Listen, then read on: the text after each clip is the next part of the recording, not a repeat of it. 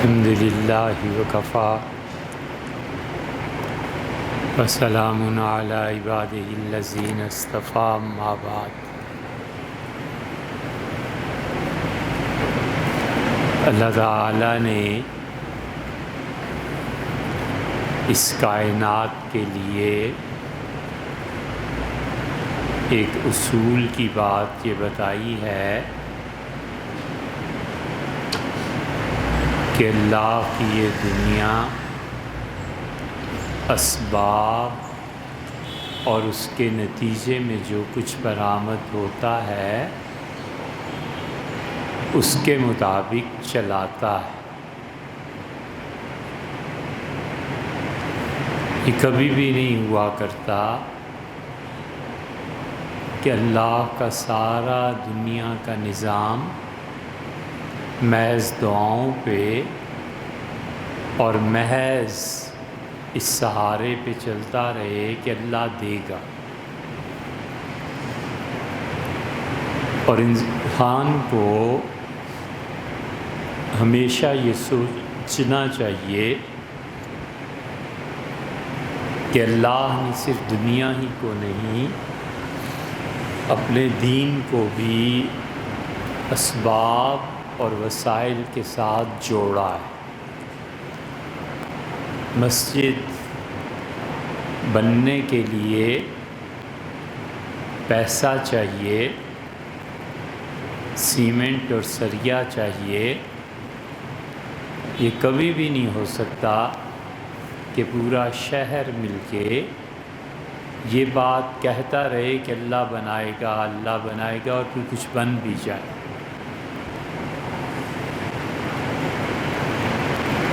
یہ جو فکر پیدا ہوتی ہے کہ اسباب اور وسائل کے بغیر بھی اللہ یہ سب کچھ کر دے گا، تو یہ بڑا خطرناک دعویٰ ہے۔ یہ گویا اس بات کا دعویٰ ہے کہ اللہ میں تیرا اتنا نیک بندہ ہو گیا ہوں کہ تو خود ہی اسباب اور وسائل کو لیا، اور اے پروردگار میں تیرا ایسا دوست بن گیا ہوں کہ بغیر اسباب کے نتائج مرتب ہوں، اور لوگ کچھ عرصے کے بعد کہنے لگیں کہ حضرت صاحب یہ اللہ کی طرف سے آپ کی کرامت ہے۔ یہ کرامت کی طلب کرنا اور اپنے متعلق یہ تصور کر لینا کہ میں صاحب کرامت اللہ کے دوستوں میں سے ہوں، یہ وہ بیماری ہے جو یہودیوں کو چمٹ گئی تھی،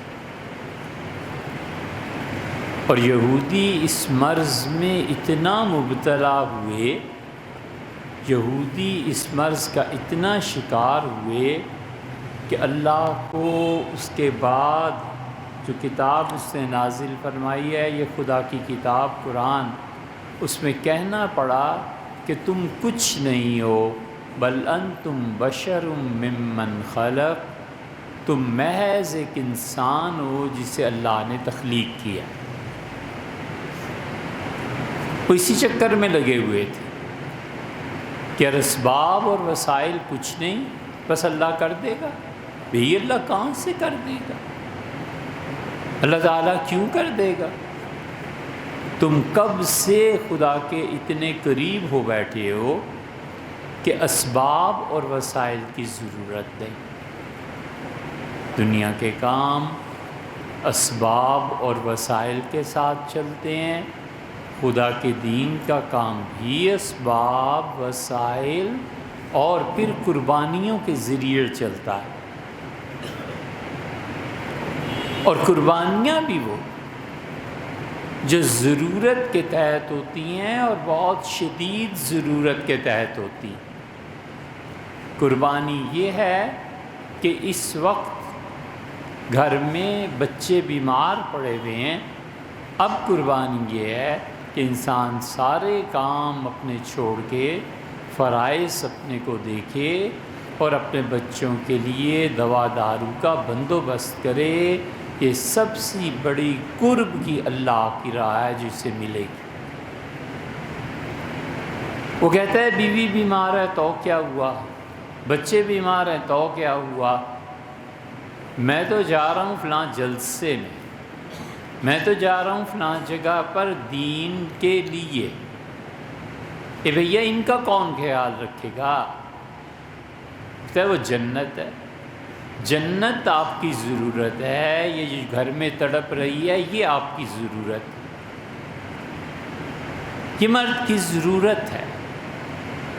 اللہ نہ کرے اولاد میں سے کسی کو ہو جائے تو اولاد کی ذمہ داری جس شخص پہ بھی ہے اس کا مالک اس سے ناراض ہوگا، کیونکہ اس نے اس انسان کو سرپرست بنایا ہے کہ اپنے بچوں کی جا کر نگہداشت کرے۔ اس وقت سب سے بڑی ضرورت اپنے بچوں کو ان کے کھانے پینے کی، ان کی دوا دارو کی فکر کرنا ہے۔ کرونا اور کیا کیا چیزیں پھیل رہی ہیں، یہ کوئی طریقہ نہیں ہے کہ میں تو بس جنت کے راستے پہ جا رہا ہوں، تم کچھ بھی نہیں کر رہے ہو، یہ بچے کس کے حوالے ہیں؟ ضرورت کیا تھی ان بچوں کو جنم دینے کی؟ ضرورت کیا تھی ان بے سہارا اور بے دوا اور بے اسباب کے پورا کنبہ پالنے کی ضرورت کیا پیش آ گئی تھی؟ نہ کرتے شادی۔ اللہ تعالیٰ نے قرآن کریم میں کیا کہا ہے؟ اللہ نے فرمایا اگر ایک بیوی سے گزارا نہیں ہو سکتا تو تم 4 تک کر سکتے ہو، اور اگر 4 کے درمیان عدل نہیں کر سکتے اور تم اپنی بیوی کے حقوق پورے نہیں کر سکتے تو مت کرو شادی، صبر کرو۔ یہ اللہ ہی کہتا ہے، اللہ کہتا ہے بس صبر کافی ہے۔ اس لیے آدمی اللہ کے دین کے لیے یہ سوچنا اسے چاہیے کہ میں نے خدا کا دین جس کو اپنی اولاد کسی سوسائٹی میں رائج کرنا چاہتا ہوں، میں اسباب اور وسائل کے درجے میں کیسے یہ کام کر رہا ہوں۔ ایک آدمی کی ڈیوٹی لگ گئی بالکل سیدھی سادھی کہ آپ 5 وقت اذان دیں گے، اور ہم شریعت کے مطابق آپ کو اس کی اجرت دیں گے، اللہ خیر صلی اللہ بات پوری ہو گئی۔ وہ 5 وقت اللہ کے لیے بلاتا ہے، وہ 5 وقت اللہ کے لیے دعوت دیتا ہے۔ وہ آدمی دیکھنے میں کچھ نہیں، ہزاروں مساجد ہیں اور ہزاروں آدمی ہیں، پتہ ہی نہیں ہوتا کہ کوئی مر گیا کہ جی گیا، کیا ہوا کیا نہیں ہوا، لیکن جو اپنی پابندی سے ڈیوٹی دے رہا ہے نا، یہ دین ان اسباب کا محتاج ہے۔ حضور اقدس صلی اللہ علیہ وسلم نے اس کی اہمیت بھی بتائی، اور ایک جگہ آیا ہے کہ فرمایا 12 برس تک اللہ کے لیے اذان دیتے رہنا، اور ایک جگہ آیا ہے فرمایا 7 برس تک اللہ کے لیے اذان دینا جنت میں جانے کے لیے تمہارے یہ کافی ہے۔ اور جو تم اذان پابندی سے دیتے رہو گے تو ایک تو تمہیں قبر کا عذاب نہیں ہوگا، اور دوسرے تم میرے ساتھ حشر کیے جاؤ۔ کام کر رہا ہے، اسباب اور وسائل۔ ایک آدمی چندہ جمع کرتا ہے، اچھا بھئی مسجد میں کھدائی کی ضرورت پیش آ گئی، اچھا مسجد میں یہ ضرورت اتنے پیسے فلاں۔ یہ آدمی اسباب اور وسائل کو اختیار کر کے خدا کا گھر آباد کر رہا ہے۔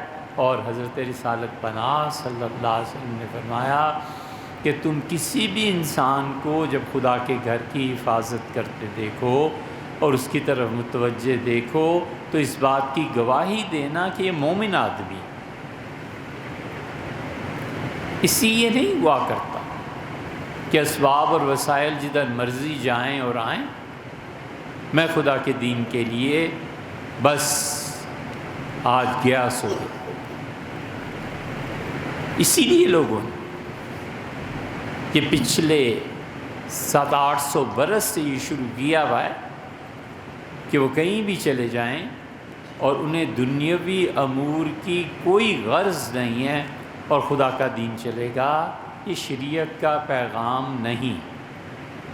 اللہ کے دین کے لیے عزت بکا کرتی ہے، اللہ کے دین کے لیے کام انسانوں کی طرح ڈھنگ سے کرنے پڑتے ہیں، چپ کر کے، بغیر ریاکاری اور نفس کی شرارت کے، سیدھا سادہ خدا کا دین جو اسباب اور وسائل کا محتاج ہے، ان اسباب اور وسائل کو مہیا کریں۔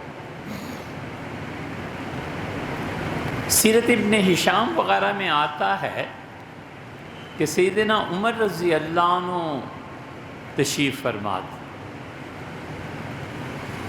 اور کچھ لوگ ملنے کے لیے آئے، تو امیر المومنین رضی اللہ عنہ نے، جو بیٹھے ہوئے بڑے بڑے خاندانوں کے لوگ تھے، حتیٰ کہ ابو جہل کے بھائی بھی تھے، سیدنا عمر رضی اللہ عنہ نے کہا میرا خیال ہے کہ آپ حضرات تھوڑا سا ہٹ جائیں اور ان آنے والوں کو جگہ دے دیں۔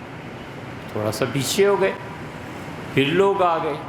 امیر المومنین کا تشریف فرما ہونا کوئی پابندی اور کوئی ایسی چیزیں تو تھی نہیں اس مجلس کی، تو جو بھی آتا تھا ملتا تھا، اپنی بات سناتا تھا، امیر المومنین سنتے تھے اور اس کے مطابق کام کرتے تھے۔ اتنا یہ ان کی زندگی میں تھا کہ افسر براہ راست سنے، افسر اپنی رعایا کی بات براہ راست سنے۔ حضور صلی اللہ علیہ وسلم نے فرمایا یاد رکھو، اگر تم میں سے کوئی افسر اپنے دروازے پر پردہ ڈال لے گا اور اپنی رعایا کی نہیں سنے گا، وہ مرنے کے بعد میری شفاعت سے محروم رہے گا۔ یہ وہ حدیث ایک طرح کا موٹو تھا سن 1960 میں، 1950 میں جب ملک بنا تھا، تو اس وقت یہ ہر سیکٹری کے، ہر جوائنٹ سیکٹری اور فلانے ہر ایک کے کمرے میں ایوب خان نے لگوایا تھا۔ اب تو ظاہر ہے رہی نہیں یہ چیز، مگر اس سے لکھوا کے لگوا دیا تھا تاکہ آدمی کا دل لرزے کہ میں جو ضرورت مندوں کے کام نہیں کر رہا، اور میرا یہ عہدہ اس بات کا تقاضا کرتا ہے کہ میں اپنے لوگوں کے مسائل کو سنوں، قیامت میں اللہ کے یہاں شفاعت سے محروم رہ جاؤں۔ تو سیدنا عمر رضی اللہ عنہ ہر ایک کی یہاں تک نوبت آ گئی کہ ایک دن حضرت ابی رضی اللہ عنہ نے کہا امیر المومنین، ہم جا رہے ہوتے ہیں، آپ کے ساتھ چل رہے ہوتے ہیں، اور ہم آپ کے ساتھ لوگوں کو دیکھتے ہیں، اور اب حالت یہ ہو گئی ہے کہ گندی نالی بھی کوئی ہوتی ہے اور کوئی عورت بوڑھی آپ کو روک لیتی ہے، آپ اس کی بھی سننے بیٹھ جاتے ہیں۔ آخر حاکم میں وقت ہیں، آپ کی عزت اکرام یہ چیزیں ہونی چاہیے۔ سیدنا عمر رضی اللہ عنہ اس وقت ایک عورت سے گندی نالی پہ اس کا کوئی مسئلہ سن کے تشریف لا رہے تھے، سارے کھڑے ہیں اور وہ اس کی سن رہے ہیں۔ اس سے کہا ذرا الگ ہو جائیں، علیحدہ گلی میں سب کے سامنے جھجکتی ہوں بات۔ فرمایا جہاں قوم مدینہ منورہ کی جس گلی میں قوم میں بیٹھ جاؤں گا کوئی مسئلہ نہیں، اس کا یہاں بیٹھ کے اور پھر جب یہ ان پر اشکال پیش کیا گیا، سیدنا عمر رضی اللہ عنہ نے کہا وہی تم اسے جانتے نہیں ہو یہ کون ہے؟ یاد رکھو ایک مرتبہ اس کو کوئی ضرورت پیش آ گئی تھی اور رسول اللہ صلی اللہ علیہ وسلم گھر میں لیٹے ہوئے تھے اور سر پہ اپنی اہلیہ سے تیل کی مالش کروا رہے تھے، اور انہوں نے کہا کہ بعد میں سن لوں گا۔ اللہ نے وحی نازل کر دی کہ قد سمع اللہ قول التی تجادلک، اللہ نے اس عورت کی آواز سن لی جو آپ سے آپ کے فرائض منصبی کا تقاضا کر رہی ہے کہ عمر میری بات سنو پہلے۔ وتشتکی الی اللہ، اور وہ اللہ کو کہہ رہی ہے کہ اللہ میں اپنی دکھ تکلیف جو مجھے معاشرتی زندگی میں شعور سے پہنچ رہی ہے اسے سنانے کہاں جاؤں؟ سیدنا عمر رضی اللہ عنہ نے کہا حضرت رسالت پناہ صلی اللہ علیہ وسلم اٹھ بیٹھے وہاں اور اس عورت کو بلایا اور آپ نے فرمایا بھئی تم بھی عجیب عورت ہو، ہمیں تو اللہ تعالیٰ کی طرف سے ڈانٹ پڑ گئی، مجھے تمہیں سننا ہے۔ فرمایا جس کے لیے وحی آ سکتی ہے اس کے لیے عمر کسی گندی نالی کے کنارے نہیں بیٹھ سکتی۔ یہ مزاج ہے کہ ہم نے حل کرنا ہے، اپنی پرابلمز دیکھنی ہے، اپنی سوسائٹی کو دیکھنا ہے، انصاف مہیا کرنا ہے۔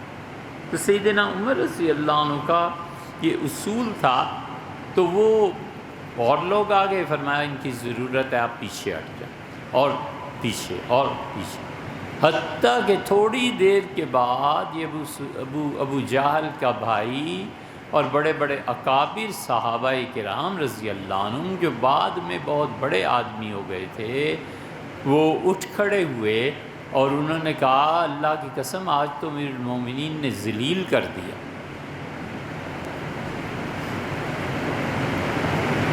ہم کہاں تک سرکتے جائیں؟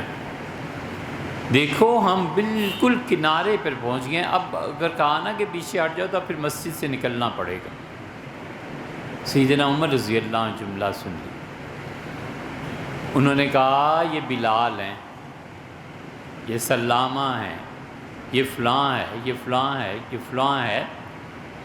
جب خدا کے دین کے لیے اسباب اور وسائل کو خرچ کرنا تھا، اور جب خدا کے دین کے لیے ہمیں ضرورت تھی افراد کی، سرمایہ کی، اس وقت یہ سارے غریب لوگ اپنا سرمایہ لے کے آئے اور یہ غریب لوگ اپنی جانیں پیش کیے ہوئے تھے، اور تم اس وقت ہم سے کھیلتے تھے، مارتے تھے، جنگیں ہم سے آ کے لڑتے تھے۔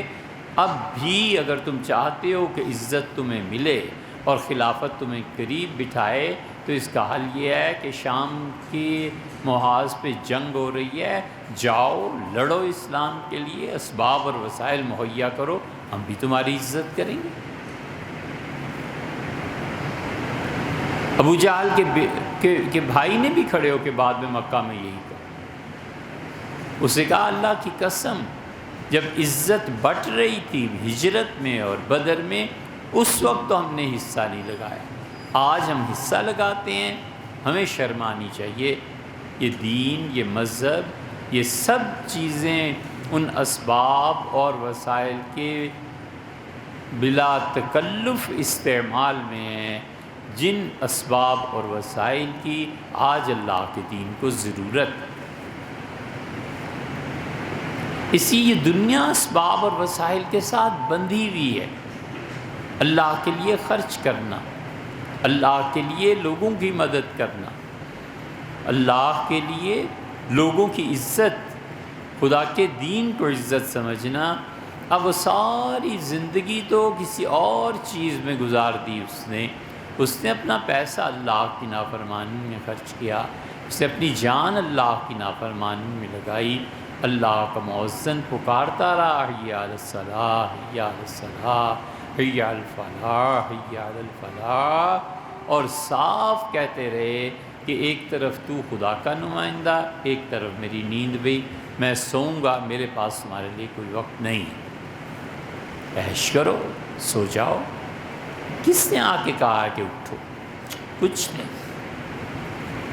ایک طرف خدا کا دین جو اس بات کا تقاضا کرتا ہے کہ شدید گرمی ہے تو بھی مسجد جانا ہے، اللہ کو وقت دینا ہے، اللہ کو زندگی دینی ہے، اللہ کے سامنے بندگی اور اطاعت سر جھکانا ہے، اور ایک طرف اے سی ہے، ایئر کنڈیشنرز ہیں، ایک طرف وہ ساری سہولتیں میسر ہیں جو نفس انسانی کو غفلت میں ڈال لیں، وہ کر لو یار، کسی نے روکا تھوڑا ہی ہے۔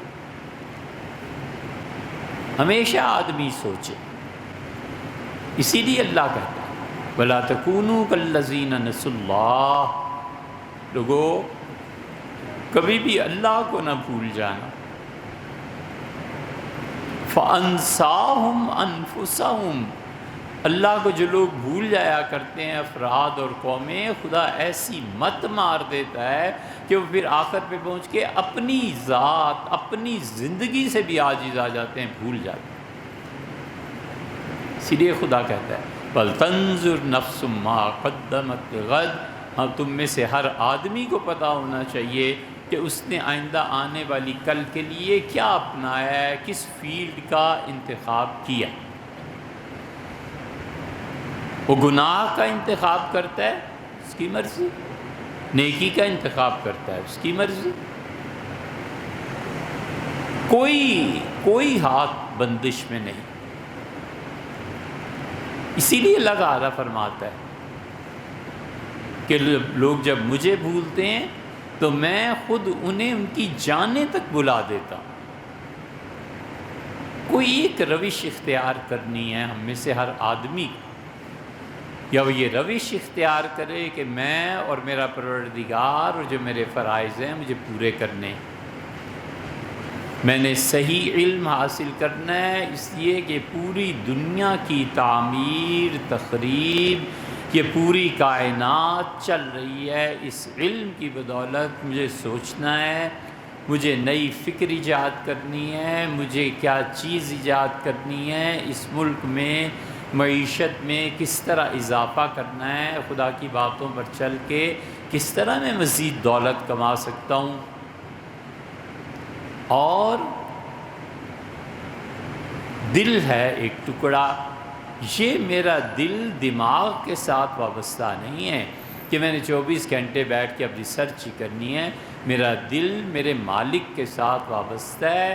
میں نے اپنے دل کی ماننی ہے جب اللہ کی محبت کا تقاضا آتا ہے، دل کی ماننی ہے جب میرا دل کسی محبوب کو چاہتا ہے۔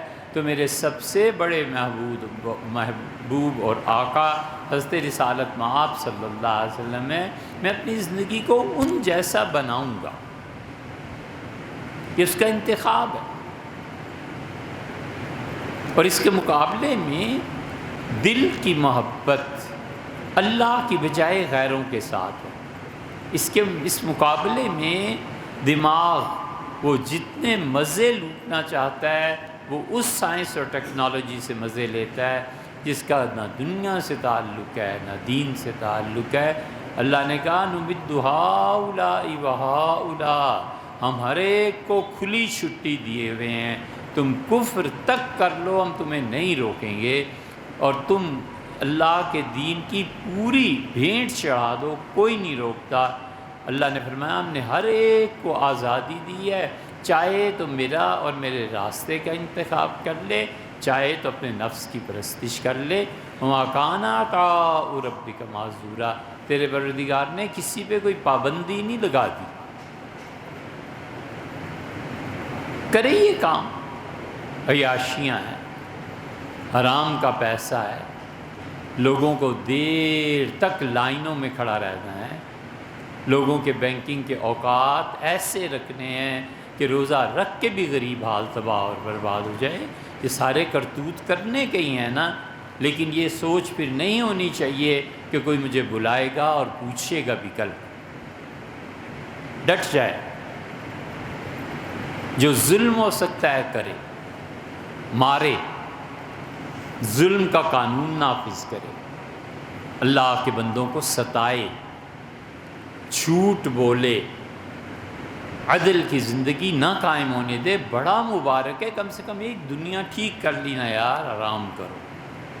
یہ تو اب 60-70 سال کے بعد جب اس کی جان لینے آئیں گے فرشتے، اور فرشتے ماریں گے تھپڑ اور کہیں گے فیما کنتا، سرکار زندگی کہاں گزاری ہے، اٹھو جواب دو، اب بولو۔ اچھی زندگی گزاری، حرام کا جتنا پیسہ ملا خوب وغیرہ وغیرہ ہم سب جانتے ہیں۔ اس لیے ہمیں فیصلہ کرنا چاہیے کہ یا میں یہ کر لوں یا یہ کر لوں۔ میں یہ نہیں کر سکتا کہ اللہ کی اس دھرتی پہ کوئی انصاف کا نظام نہ قائم رہے۔ اللہ کی اس دھرتی پہ ہم سب مل کر زور لگائیں اور سود کا نظام چلے، غریبوں کے پیسے بینکوں میں آئیں، ہم جبراً بینکوں میں لے کے اس کے بعد سرمایہ داری اور اس کے بعد سود کو اپنا لیں، اور ہمیں مطمئن رہیں کہ ہماری زندگی کی یہ روش، ہمارے یہ لچھن ہمارے پروردگار کو راضی کر۔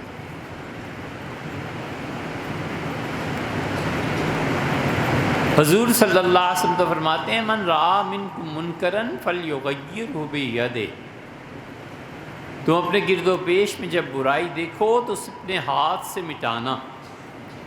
کیا ہاتھ سے مٹانا ہے؟ برائی ہے۔ بینک میں آفیسر کے پاس فون، یار میں باہر لائن میں کھڑا ہوں کچھ کرو۔ وہ جو تم سے آگے 50 کھڑے ہیں وہ خدا کی مخلوق نہیں ہے؟ کیوں آخر کس حق کی بنیاد پر کہا جائے دوست یار ٹھہرو میں 5 منٹ میں تمہیں فون کر کے بلاتا ہوں، پچھلے دروازے پہ آ جاؤ؟ کوئی اس دنیا میں اللہ کو جواب نہیں دے۔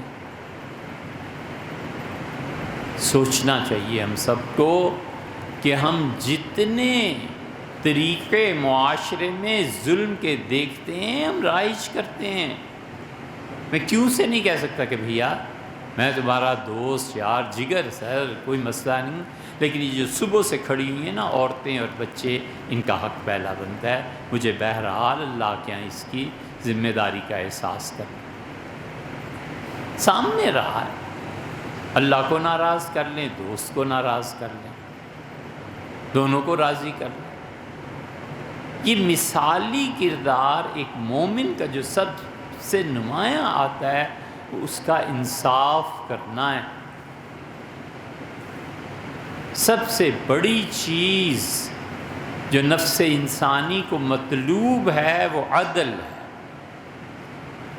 اللہ نے کہا ہے کہ ہم نے انبیاء علیہ السلام کو لوگوں عدل کے لیے بھیجا، انصاف کے لیے۔ تم جس مقام پر بیٹھے ہو عدل کو قائم رکھنا، جس مقام پر بیٹھے ہو یہاں پہ تمہیں یاد رہنا چاہیے کہ تم چاہے چنے ہی کیوں نہیں بیچتے، لیکن بہرحال تم نے لوگوں کا خیال رکھنا ہے، کون آدمی کس ترتیب سے آ رہا ہے، کس کا حق مجھ پہ زیادہ بنتا ہے، میں نے کس کے حقوق کو پہلے پورا کرنا ہے اور اپنے نفس کو ذبح کرنا ہے، کوئی ترجیح نہیں۔ حضرت رسالت پناہ صلی اللہ علیہ وسلم اس عدل کے لیے خود کھڑے ہو گئے تھے۔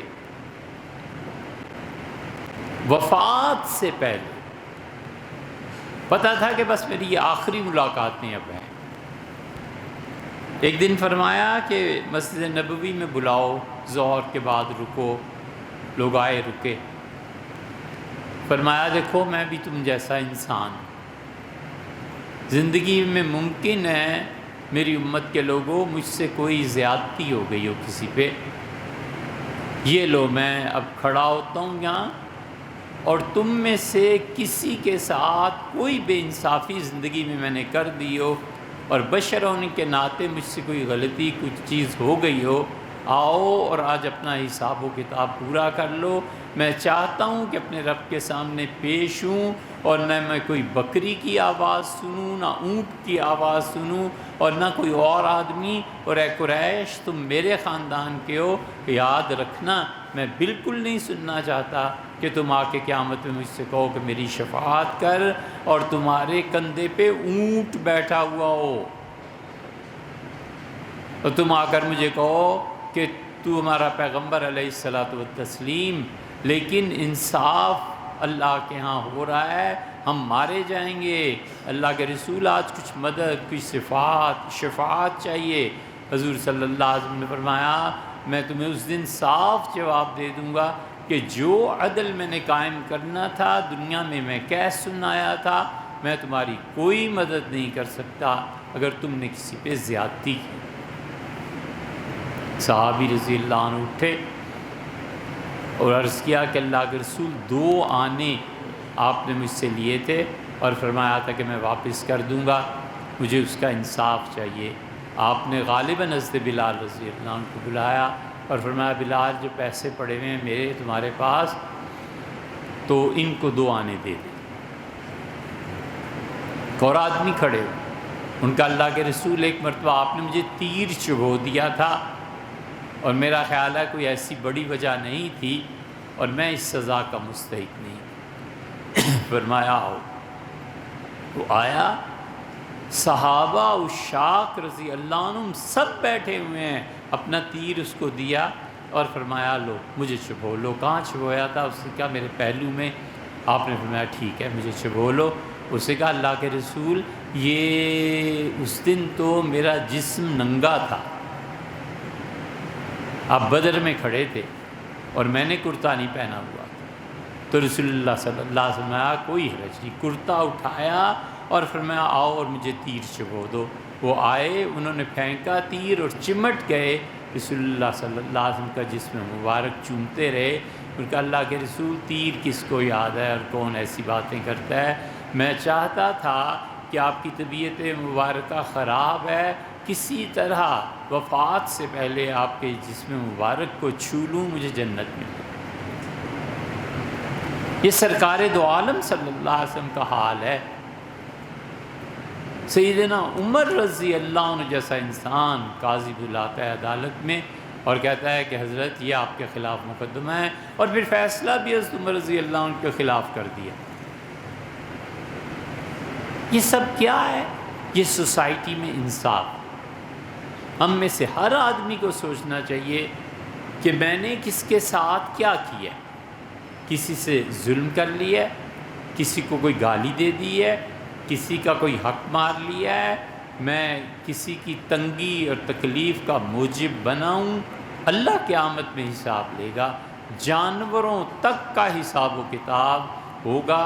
ہم میں سے سب کو فکر کرنی چاہیے کہ ایسے نہ ہو کہ رمضان اور یہ روزے اور یہ نمازیں اور یہ سب کا سب کٹ کٹا کر دوسرے کو مل جائے اور آدمی جہنم کے لیے باقی رہ جائے۔ عدل قائم ہونا چاہیے سوسائٹی، سود سے پاک نظام قائم ہونا چاہیے سوسائٹی۔ ہم کچھ نہیں کر سکتے، اتنا تو کہہ سکتے ہیں کہ یار یہ سود ظلم کا نظام ہے، اللہ ہمیں معاف کرے۔ ہم کسی طرح اپنا پیچھا چھڑائیں اس۔ آپ کہتے ہیں اچھا بھی پیچھا نہیں چھٹتا جب تک حکومت نہ بدلے، تو آپ چینج کرنے کی کوشش کریں، کیوں نہیں کرتے؟ آپ اس تبدیلی کو لانے کی کوشش کریں کہ اللہ نہ میں اس پہ راضی تھا نہ اس کے حق پہ تھا، اور اللہ میں اس سودی نظام سے بیزار اور بری تھا۔ میرے رب میری زبان تھی، میرے قلم تھا، میں نے جو بھی طاقت ہو سکتی میں نے لوگوں کو دعوت دی اس چیز کی۔ آپ جانتے ہیں سود چوس جاتا ہے غریبوں کا خون۔ یہ سرمایہ دارانہ معیشت اور یہ لمبی چوڑی اس کی پھیلاؤ کیکڑے کی طرح اس کی ٹانگیں یہ غربت کو جنم دیتی ہیں، غریب آدمی کے حصے تباہ ہوتے ہیں، غریب آدمی پڑھ نہیں سکتا، ساتھ ساتھ پشتیں ہم سے پوچھیں انسانی زندگی کی ضروریات نہیں پوری ہوتی۔ ہمیں کوئی غرض نہیں غربت اور عمارت سے، ہم کہتے ہیں یار بیسک نیڈز جو ہے نا ہمیں وہ چاہیے۔ اس ظلم کے نظام کو نہ چلنے، ہم کہتے ہیں یہ نظام جینے کے قابل نہیں ہے۔ ہمارے آباء و اجداد جانوروں کی طرح بیچارے ساری زندگی روٹی کھلانے کو ترس گئے تھے، اور وہ جانوروں کی طرح بیچارے اس دھرتی میں مارے گئے، اور کسی نے نہیں پوچھا کہ میں اللہ کے یہاں پہنچوں گا تو اللہ کیا کرے گا۔ اللہ کہتا ہے فَلْيَنظُرْ نَفْسٌ مَّا قَدَّمَتْ لِغَدٍ۔ تم میں سے ہر شخص کو سوچنا چاہیے کہ وہ کل میرے سامنے لے کر کیا آ رہا ہے۔ اسی لیے تو اللہ کہتا ہے کہ ہم عدل کا ترازو کھڑا کریں گے۔ اسی لیے تو اللہ کہتا ہے کہ جن لوگوں نے میری مخلوق کو ستایا اور تنگ کیا تھا، ہم بھی اسے ستائیں گے، اور وہ ایسی بارگاہ ہے جہاں کسی کی نہ سفارش نہ پیشی نہ ہم لوگ کچھ کر سکیں گے۔ اللہ کا قانون نافذ۔